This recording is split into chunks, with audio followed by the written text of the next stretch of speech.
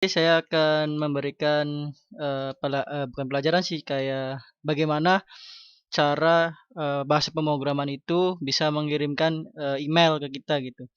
Oke, di sini saya tidak ngoding ya, di sini saya hanya memperlihatkan kodenya dan saya menjelaskan. Kalian nanti bisa ambil atau ambil di deskripsi atau download di deskripsi link saya, nanti kalian tinggal ambil. Oke, di sini saya udah siapkan kodenya. Aplikasi email. Oke, kita di sini akan belajar bagaimana bahasa pemrograman itu bekerja dan dia itu bisa mengirimkan email. Jadi misalkan gini, kalian pernah dapat notifikasi dari web gitu, misalkan ada pemberitahuan apa gitu. Nah, itu salah satunya penggunaan email di dalam bahasa pemrograman. Oke, di sini ada 2 file ya. Ini file oh ya, saya jelasin dulu. Di sini saya menggunakan PHP Mailer. Kalian bisa cek di Google. Di sini misalkan kalian bisa cek PHP Mail kayak gini. Nah, kalian bisa cek PHP Mailer. Nah, saya gunain ini.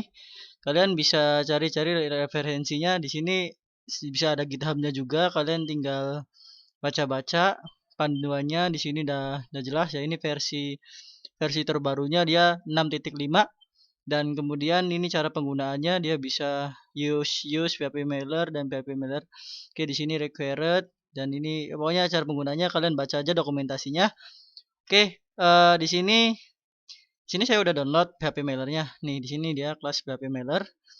Kemudian di sini kelas MNTP-nya itu untuk host hostnya untuk hostnya si email tersebut. Oke. Di sini ada satu folder bernama classes dan dua file. Satu file itu bernama index.php dan yang kedua itu kirim.php. Oke, di sini kita akan review dulu seperti apa tampilannya. Ya, di sini kita langsung buka aja localhost. Kayak gini.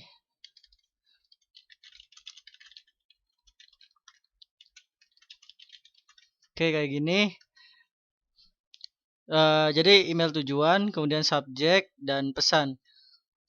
Oke, kita coba aja dulu satu kali. Misalkan email tujuannya email email saya yang yang yang utama yang ini yang 20. Jangan, email tujuannya ini aja deh. Misalkan kita lihat di sini ada email apa.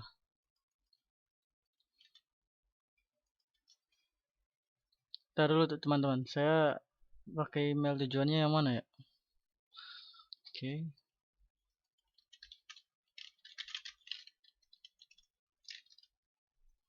Salah.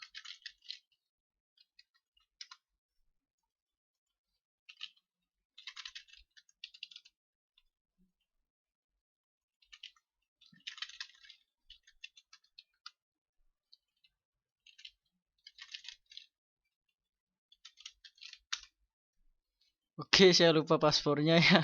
Jadi kita forgot aja. Oke, bentar ya. Saya ini dulu, saya pause biar nggak memakan banyak waktu. Oke, kita lanjut. Di sini saya udah memperbaiki ya email saya yang akan dipakai. Ini kita close aja. Dan ini kok gini ya. Oke, kita pakai aja. Oke, di sininya kita ganti. Jadi kita login yang pakai akun Google email saya yang satunya. Jadi kita butuh dua email, yaitu email pertama untuk email pengiriman dan email kedua itu untuk si email penerima. Jadi gitu. Kalian bisa implementasikan di hosting sesuai email kalian kalau misalkan itu. Jadi kalau ini kan saya hanya menggunakan mail ini saja ya. Jadi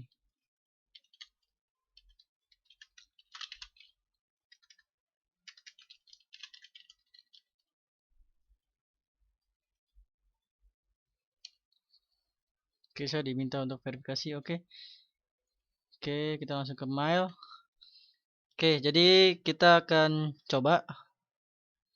Oke, di sini email saya. Oke, kita langsung coba aja di sini ya. Kita email tujuannya itu ini .com, jangan lupa belakangnya. Kemudian kita subjeknya misalkan pemberitahuan pembayaran. Dan pesannya apa? Ini mohon lakukan pembayaran sebelum tanggal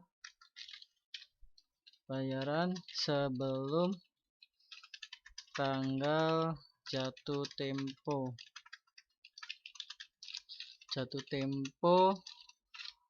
pada 10 Mei misalkan. Oke, kita kirim. Oke, bentar, dia akan melakukan Nah, di sini kita ada notifikasi berupa alert. Dia di sini katanya kirim pesan sukses ya katanya. Oke. Kita lihat di email kita apakah ada pemberitahuan. Oke, di sini ada yang masuk ya. Web coding media kepada saya tuh di sini. Sini pemberitahuan pembayaran, mohon lakukan pembayaran sebelum tanggal jatuh tempo. Ini udah masuk ya. Jadi yang tadi saya lakukan, yang tadi saya inputkan. Nih, sama kan kata-katanya 10 Mei dan ini subjeknya pemberitahuan pembayaran. Oke, kita jelasin dulu ya di sini. Di sini ada dua file, ini index dan kirim. Nah, untuk file kirim sendiri itu dia jadi form action nih. Form actionnya itu diarahkan kemana? Dia ke form kirim gitu. Ke file kirim misalkan form action diarahkan ke kirim, kemudian metodenya post kan, jadi post itu.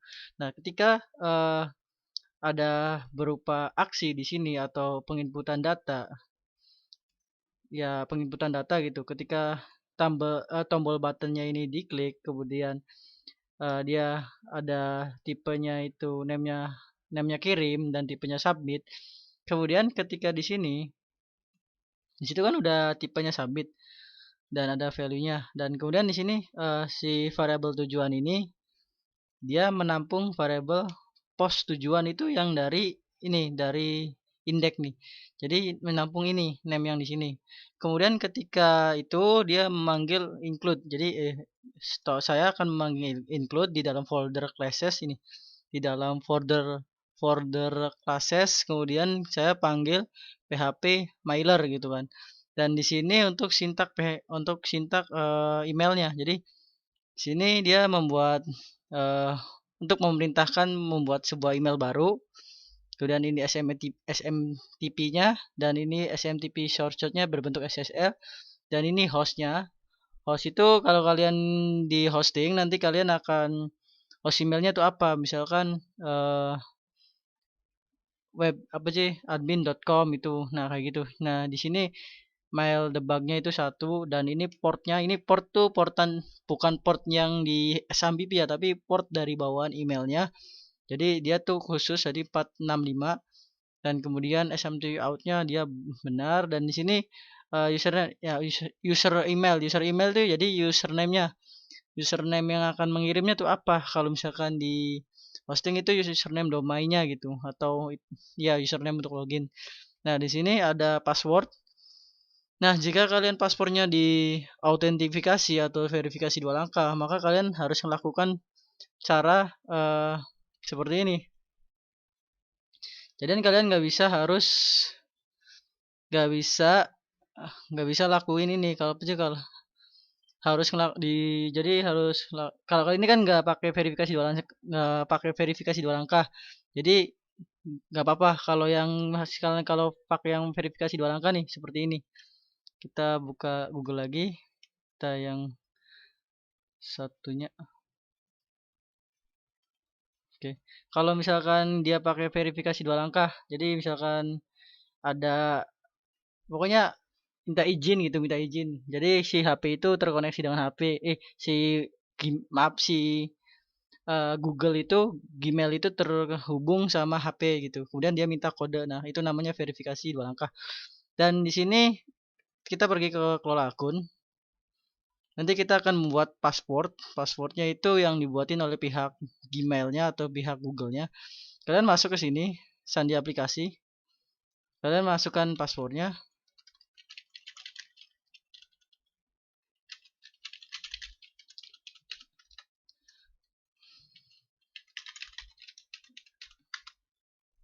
Oke, ketika kalian sudah masuk, nah di sini saya membuat sebuah kata sandi yaitu dengan judul email di komputer Windows dibuat dan terakhir digunakan pada jam berapa?